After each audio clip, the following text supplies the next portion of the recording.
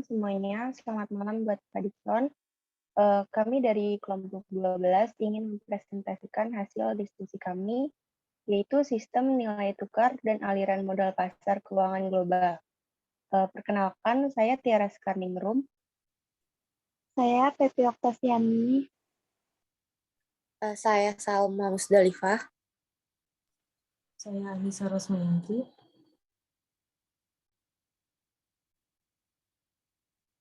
Pertama, saya akan menjelaskan tentang analisis sistem nilai tukar. Next. Pengertian nilai tukar. Nilai tukar mata uang atau yang sering disebut dengan kurs adalah harga satu unit mata uang asing dalam mata uang domestik atau dapat juga dikatakan harga mata uang domestik terhadap mata uang asing. Sebagai contoh, nilai tukar rupiah terhadap dolar Amerika adalah harga 1 dolar Amerika dalam rupiah, atau dapat juga sebaliknya diartikan harga 1 rupiah terhadap 1 USD.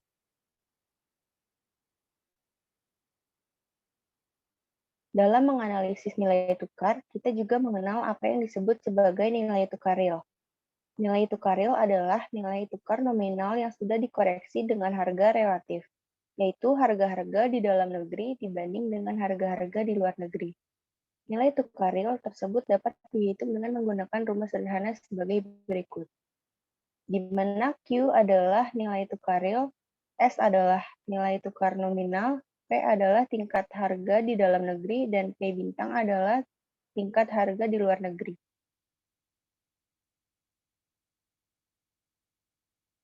Faktor yang mempengaruhi nilai tukar. Permintaan valuta asing dan penawaran valuta asing. Dalam permintaan valuta asing ada pembayaran impor barang dan jasa. Kedua, aliran modal keluar, yaitu ada pembayaran hutang luar negeri pemerintah dan swasta, dan penarikan kembali modal asing. Lalu yang ketiga ada penempatan modal penduduk dalam negeri ke luar negeri. 3. Kegiatan spekulasi ada domestik dan internasional. Penawaran valuta asing. Pertama, ada penerimaan ekspor barang dan jasa. 2. Aliran modal masuk, ada penerimaan hutang luar negeri pemerintah dan swasta, dan penanaman modal asing, yaitu jangka pendek dan jangka panjang. 3. Intervensi atau penjualan cadangan devisa bank sentral.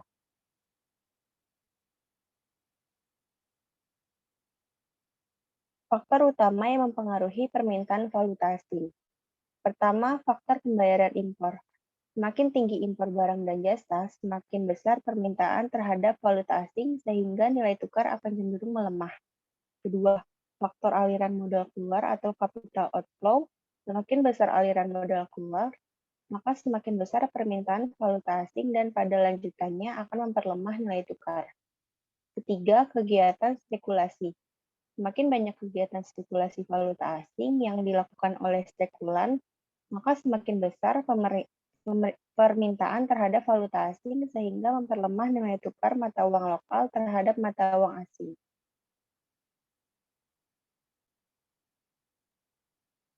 Sementara itu, penawaran valuta asing dipengaruhi oleh dua faktor utama, yaitu pertama, faktor penerimaan hasil ekspor.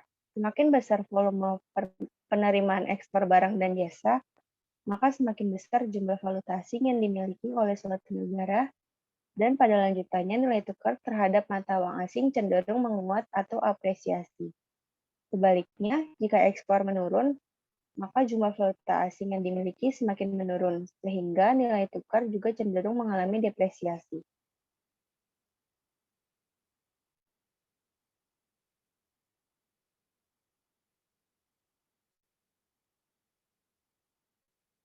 Kedua, faktor aliran modal masuk atau capital inflow. Semakin besar aliran modal masuk, maka nilai tukar akan cenderung semakin menguat. Aliran modal masuk tersebut dapat berupa penerimaan hutang luar negeri, penempatan dana jangka pendek oleh pihak asing atau portfolio investment, dan investasi langsung pihak asing atau foreign direct investment. Selanjutnya materi akan dibawakan oleh teman saya, Anissa.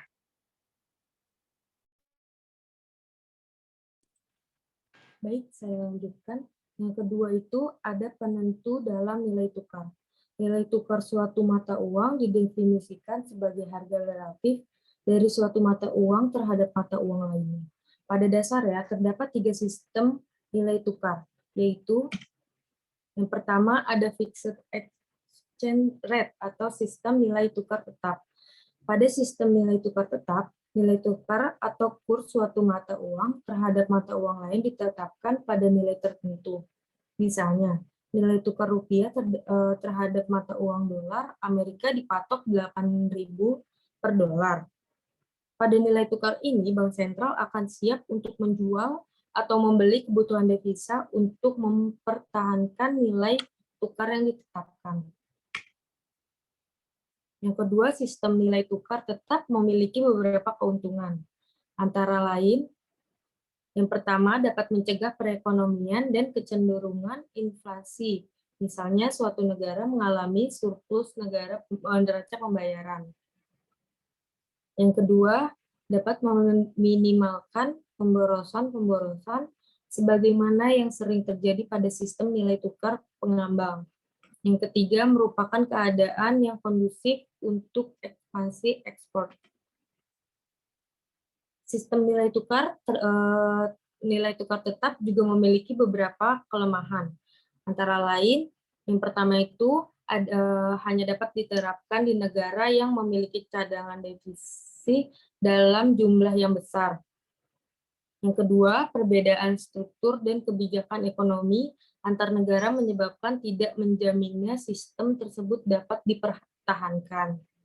Yang ketiga, penjagaan terhadap nilai tukar tetap sulit dilakukan karena adanya kegiatan spekulatif terhadap mata uang yang terdepresiasi. Kedua, ada sistem nilai tukar mengambang terkendali. Sistem nilai tukar terkendali berlaku pada situasi di mana nilai tukar ditentukan berdasarkan permintaan dan penawaran. Tetapi Bank Sentral dari waktu ke waktu ikut campur tangan guna menstabilkan nilainya atau mempengaruhi dengan berbagai cara. Penerapan sistem nilai tukar mengambang terkendali oleh suatu negara ditandai dengan adanya intervensi di pasar falas oleh Bank Sentral. Namun, tidak ada komitmen untuk mempertahankan nilai tukar pada tingkat tertentu atau pada suatu batasan atau target zone tertentu. Yang ketiga, ada sistem nilai tukar mengambang. Pada sistem nilai tukar mengambang, nilai tukar ini dibiarkan bergerak sesuai dengan kekuatan, permintaan, dan penawaran yang terjadi di pasar. Dengan demikian, nilai tukar akan menguat apabila terjadi kelebihan penawaran valuta asing, dan sebaliknya, nilai tukar mata uang domestik akan melemah apabila terjadi kelebihan permintaan valuta asing. Tiga, ada kebijakan nilai tukar terkini. Dalam gambar Bank Indonesia menggabungkan penerapan berbagai kebijakan moneter dan makroprudensial, baik di pasar falas maupun pasar rupiah, untuk kestabilan moneter dan sistem keuangan domestik.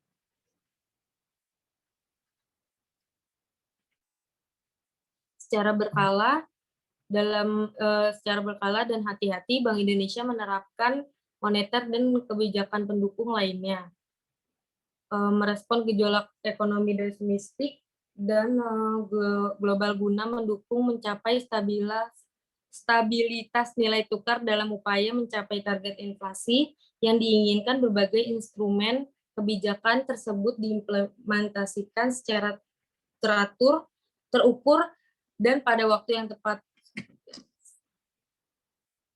Tujuan dari kebijakan tersebut yaitu selama ini cukup baik mendorong kestabilitas khususnya di pasar falas, yaitu cukup stabilnya nilai tukar, mendukung kestabilan di pasar uang dengan terjaganya likuiditas perbankan dan kestabilan suku bunga di pasar. Sementara itu, dalam jangka pendek, berbagai instrumen kebijakan yang mendukung nilai tukar, khususnya intervensi falas, menjadi andalan banyak Bank Indonesia dalam menjaga kestabilan nilai tukar jangka pendek. Koridor suku bunga kebijakan berupa standing facilities diharapkan juga bisa diandalkan mendukung kestabilan nilai tukar. Selain itu juga menjaga kestabilan likuiditas sistem keuangan di pasar domestik. Data penggerakan kurs dolar terhadap rupiah. Dapat dilihat dari grafik yang ada di samping tahun 2000 sampai dengan tahun 2018. Pergerakan rupiah yang pada awal abad 21 mengalami kelonjakan dikarenakan tahun-tahun sebelumnya yaitu tahun 90-an dari tahun 2000 hingga 2012 mengalami kestabilan walaupun mengalami kenaikan yang relatif standar, sedangkan pada tahun 2013 harga rupiah yang ada mulai melonjak naik kembali sampai dengan sekarang. Oleh karena itu, maka rupiah yang ada semakin melemah pada tiap tahunnya dan adanya dolar yang semakin menguat.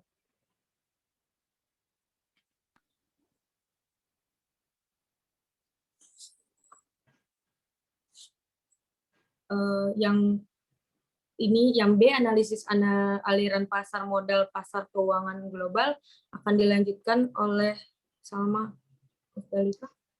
Ya. B. Analisis aliran pasar modal pasar keuangan global. 1. Pengertian modal asing.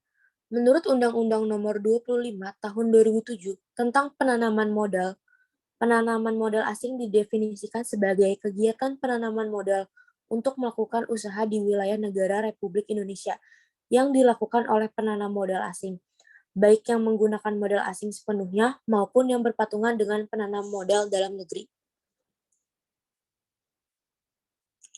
Tujuan modal asing. 1. Untuk menciptakan pertumbuhan ekonomi, menciptakan lapangan kerja, meningkatkan pembangunan ekonomi berkelanjutan, meningkatkan kemampuan daya saing dunia usaha dalam negeri, meningkatkan kapasitas dan kemampuan teknologi nasional, mendorong pengembangan ekonomi kerakyatan, dan mengelola ekonomi potensial menjadi kekuatan ekonomi real dengan menggunakan dana yang berasal baik dari dalam negeri maupun luar negeri, dan meningkatkan kesejahteraan masyarakat. Aliran modal yang besar ke suatu negara dimaksudkan sebagai sumber pembiayaan untuk peningkatan perekonomian. Semua negara secara sadar mengetahui bahwa aliran modal yang pada gilirannya digunakan untuk investasi merupakan mesin penggerak pertumbuhan utama yang secara langsung terkait pada perbaikan kinerja perekonomian. Meskipun arus masuk modal asing dapat menyediakan modal yang dapat mendukung peningkatan perekonomian, juga dapat memiliki dampak negatif pada perekonomian dan sistem keuangan negara penerima jika arus modal masuk tidak dikelola dengan baik. 2. Faktor-faktor yang mempengaruhi aliran modal asing. Pada umumnya, faktor-faktor utama yang menyebabkan terjadinya aliran modal, skill dan teknologi dari negara maju ke negara berkembang. Adapun faktor-faktor yang dimaksud yaitu 1. Adanya iklim penanam modal di negara-negara penerima modal itu sendiri yang mendukung keamanan berusaha risk country yang ditunjukkan oleh stabilitas politik serta tingkat perkembangan ekonomi di negara penerima modal. 2. Prospek perkembangan usaha di negara penerima modal. 3. Tersedianya prasarana dan sarana yang diperlukan. 4. Tersedianya bahan baku tenaga kerja yang relatif murah serta potensi pasar dalam negara penerima modal. 5. Aliran modal pada umumnya cenderung mengalir kepada negara-negara yang tingkat pendapatan nasionalnya berkapita relatif tinggi.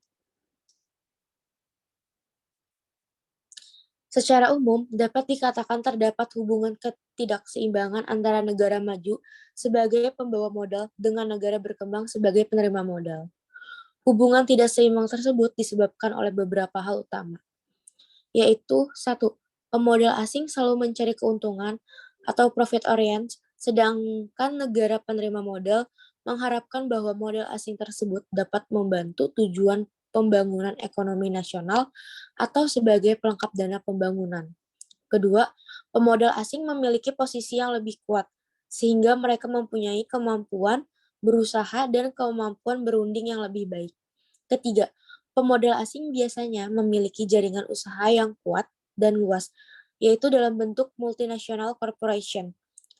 Perusahaan ini pada dasarnya lebih mengutamakan melayani kepentingan negara dan pemilik saham di negara asal daripada kepentingan negara penerima modal. Ketiga, perkembangan penanaman modal asing di Indonesia. Aliran modal di Indonesia mengalami dinamika, namun memiliki perkembangan yang agak berbeda di tahun-tahun tertentu. Peningkatan aliran modal asing di Indonesia menunjukkan peningkatan sejak tahun 2000-an, pasca krisis dengan puncaknya terjadi pada tahun 2014. Arus modal yang rendah di awal tahun 2000-an masih nampak masuk akal karena pada saat yang sama arus modal di dunia turun secara signifikan.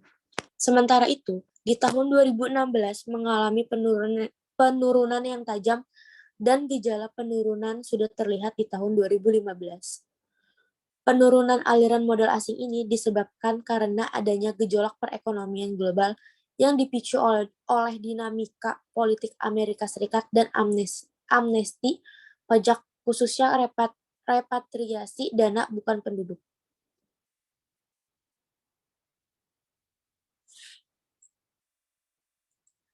Keempat, deskripsi modal asing ke Indonesia.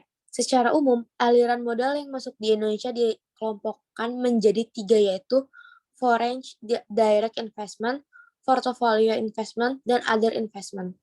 Dari ketiga komponen aliran modal asing, foreign direct investment dan portfolio investment yang dominan menopang pergerakan aliran modal asing di Indonesia. Selanjutnya materi selanjutnya akan dibawakan oleh teman kelompok saya, yaitu KPP.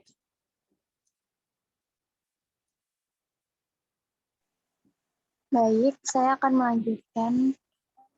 Selama periode penelitian dari tahun 1996 sampai 2017, pergerakan aliran modal asing baik foreign direct investment dan portfolio investment menunjukkan tren peningkatan, meski pada tahun-tahun tertentu mengalami fluktuasi. Meningkatnya aliran modal asing ke Indonesia menunjukkan bahwa kepercayaan luar negeri terhadap stabilitas ekonomi di Indonesia masih tinggi. Bisa dilihat ya dari gambar di samping. Next.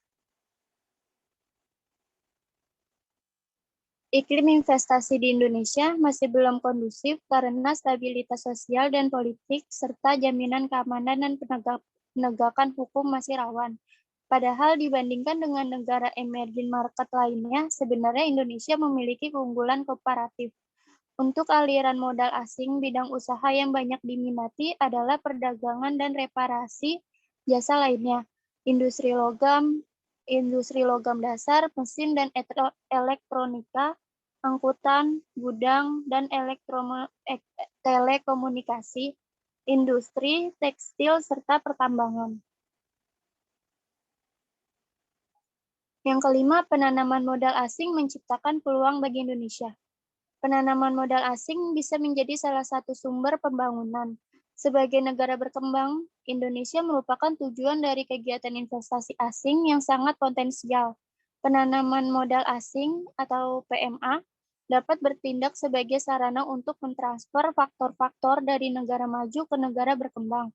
Karena PMA memperlancar kecepatan atau General Purpose Technology, bisa disingkat GPT, dan memperkenalkan teknologi canggih dan ilmu pengetahuan yang tidak ada di negara-negara berkembang. Itu menurut YAOL tahun 2007.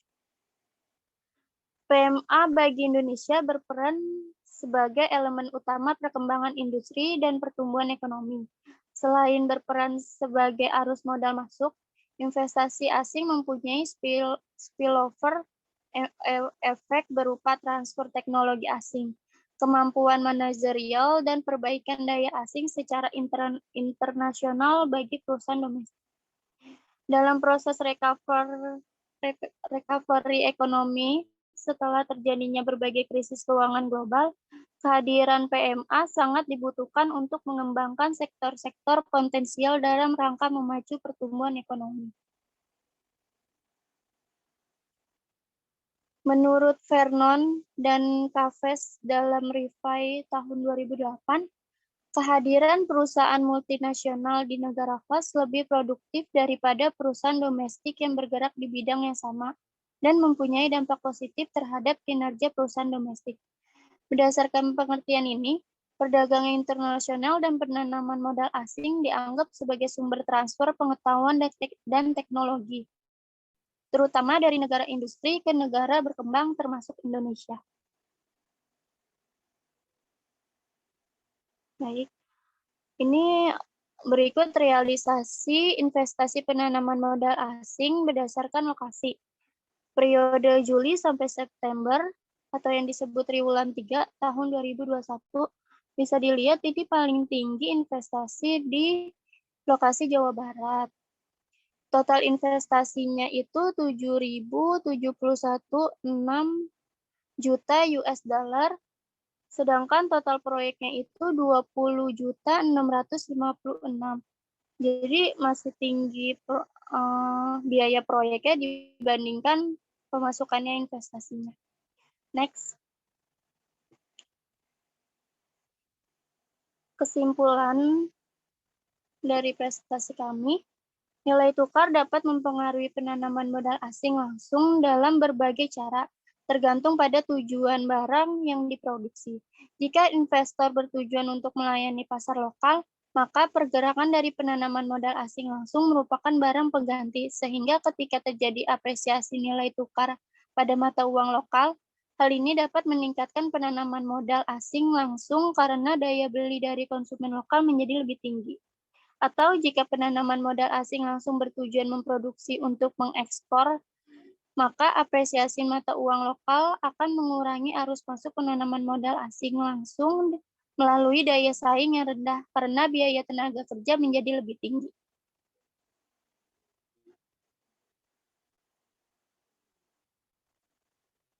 Saran dari kelompok kami, melemahnya nilai tukar rupiah tidak bisa dibiarkan secara terus-menerus karena akan menghambat pertumbuhan ekonomi di Indonesia. Sebaiknya pemerintah dapat segera melaksanakan upaya dalam memperkuat nilai tukar rupiah dan laju inflasi yang terkendali demi keberlangsungan dan kesejahteraan masyarakat Indonesia. Ya, terima kasih. Sekian dari kelompok kami, kurang lebihnya mohon maaf dari presentasi kami. Selamat malam. Udah ya.